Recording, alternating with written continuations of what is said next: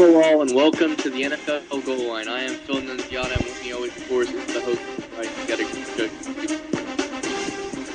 the in their home opener against Kevin Cobb and the Arizona Cardinals. The Dallas Cowboys come out flat against the Seattle Seahawks.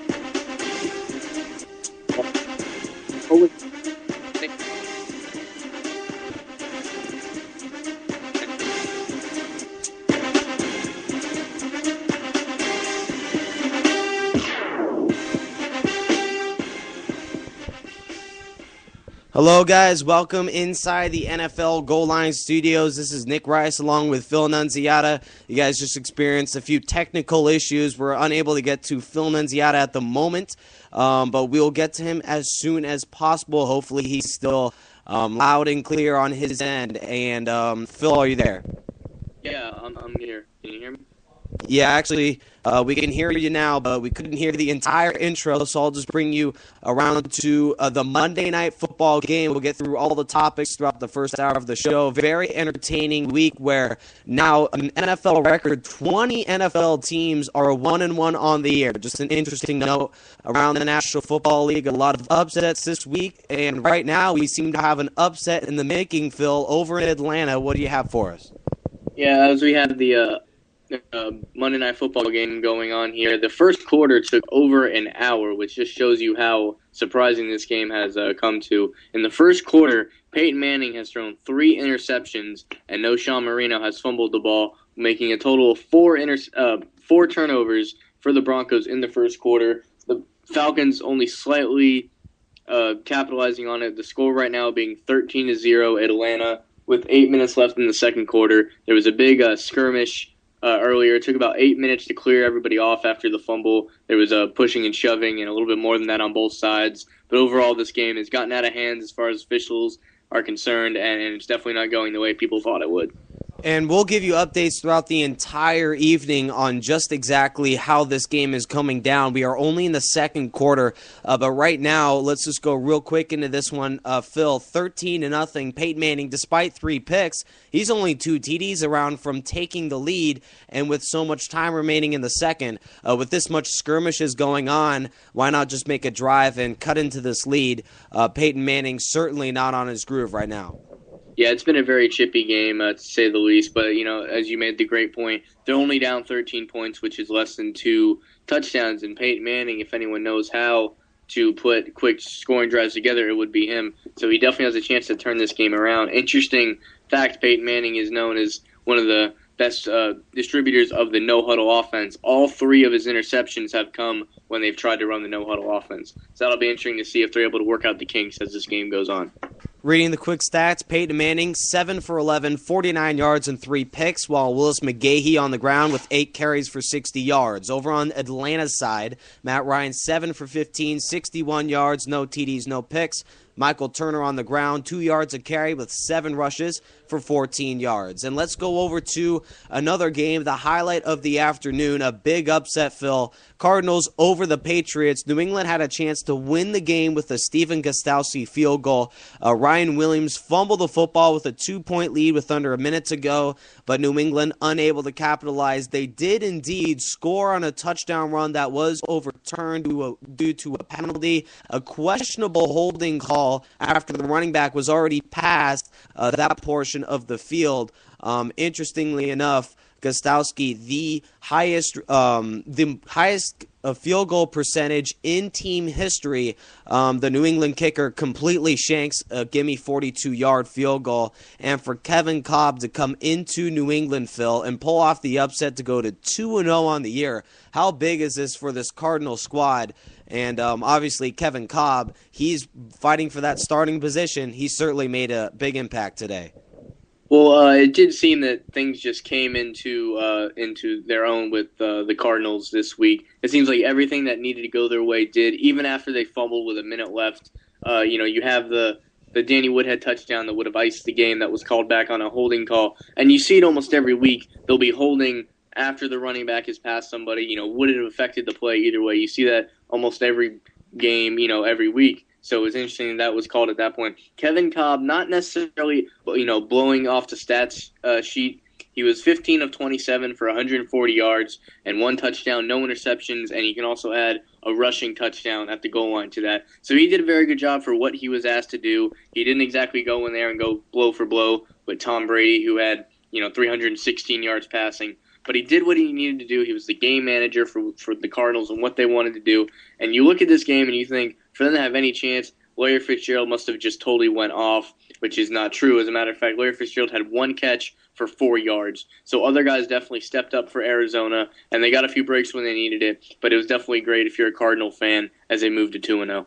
Another interesting point, Tom Brady was also not shut down. On the Patriots side, Stephen Ridley also under 4 yards a carry, and despite shredding the ball around, New England unable to get anything more than 18 points. And also mention, Phil, you did mention that the Arizona Cardinals had so many things bounce their way. A blocked punt that was returned almost for a touchdown on that game earlier on in the afternoon. And then also you want to include the fact that Patrick Peterson was their leading rush per attempt with one carry, 17 yards.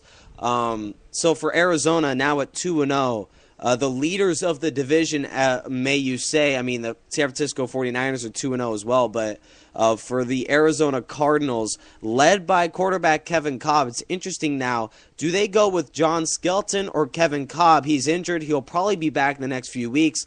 But for Arizona, do you even start the man that last year had a tremendous end of the season, but this year completely overshadowed by quarterback Kevin Kolb in a league that's, as long as you win, it doesn't matter how good you're playing?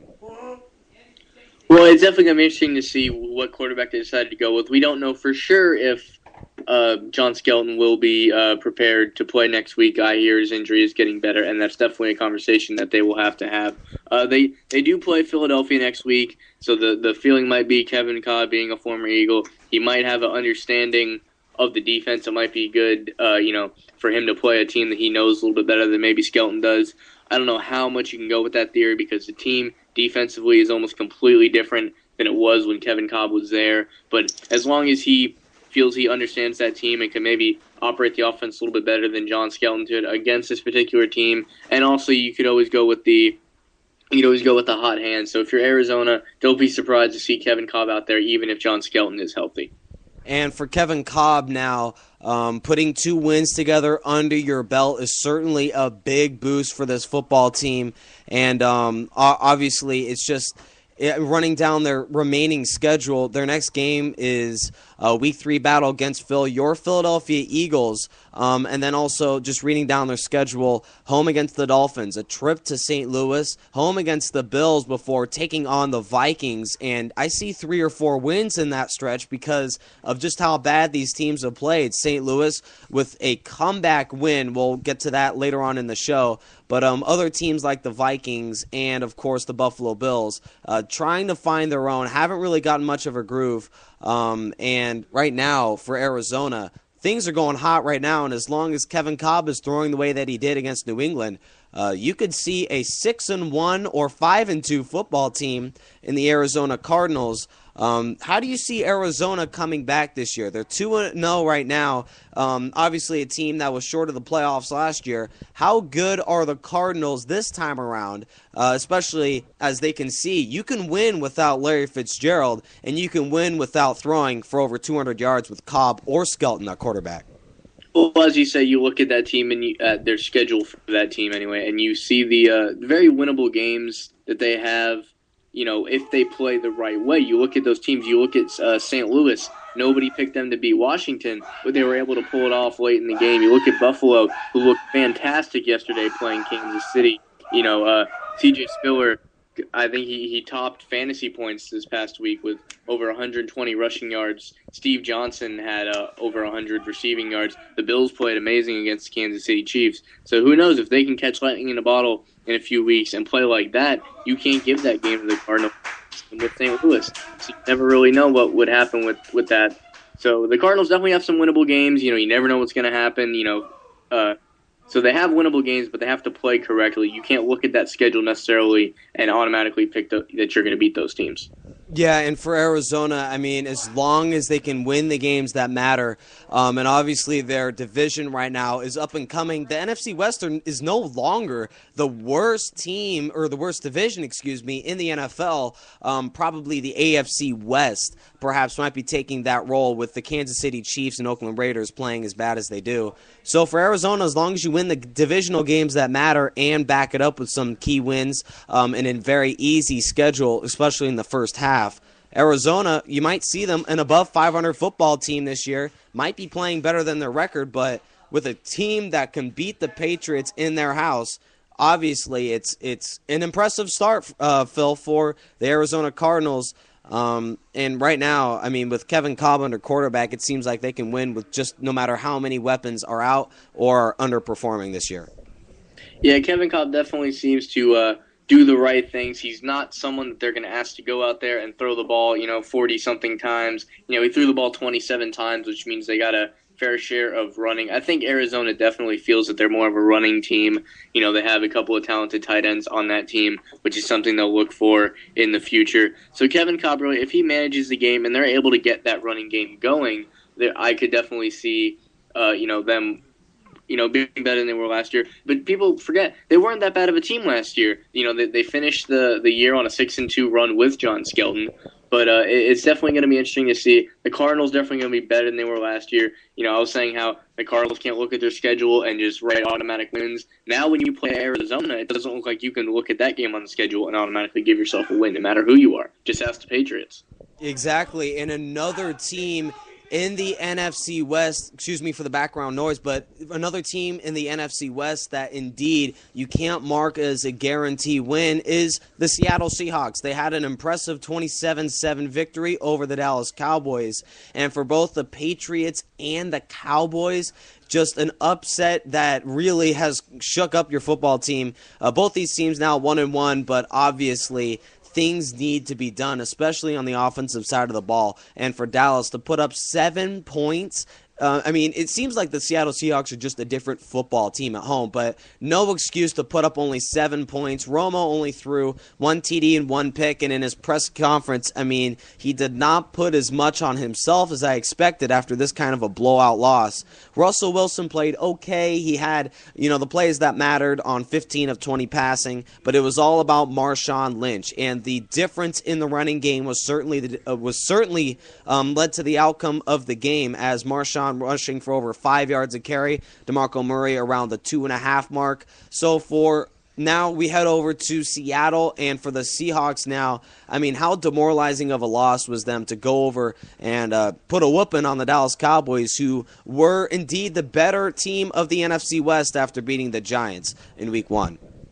Yeah, you look at, the big story going into this game was Romo returning to Seattle for the first time since his infamous fumbled snap in the playoff game. And you look at Romo's stats, he threw 1 touchdown, 1 interception, and passed for 250 yards. Most people would consider that a solid day at the office. So you look at that, and then you look at Russell Wilson with 151 yards and a touchdown. Again, for what they ask him to do, solid day at the office. The difference in this game, Marshawn Lynch, as you said, over 5 yards a carry, 122 yards rushing, and a touchdown. And the biggest stat in this game, if you combine Dallas, Seattle has held Dallas to 50 rushing yards, a team that prides themselves with DeMarco Murray and other playmakers to run the ball. If you can hold them to 50 yards, you're going to beat this team a lot. And you also want to, on Dallas' side, you want to question, obviously, this was a significant step backwards. For the Dallas Cowboys, they beat the Giants. They're now the champions of the East after week number 1, and they go into Seattle, an obvious underperforming football team that just came off of a blowout loss, and it's like, okay, now it's time to go 2-0, circle your wagons, get ready for next week, but they didn't see just how good the Seattle Seahawks really were. And I was scratching my head on just how they handled their offensive attack all day long. For a guy like Kevin Ogletree, who had a tremendous Week 1 game, you come back and give Ogletree as many attempts out of the running back position as you do at receiver. He was only targeted 1 time, did have a 26-yard catch, but that's not going to be a key to success. With so many receivers for Dallas that were completely shut out all day long, Miles Austin had one big touchdown, but other than that, I mean, it was a bunch of receivers.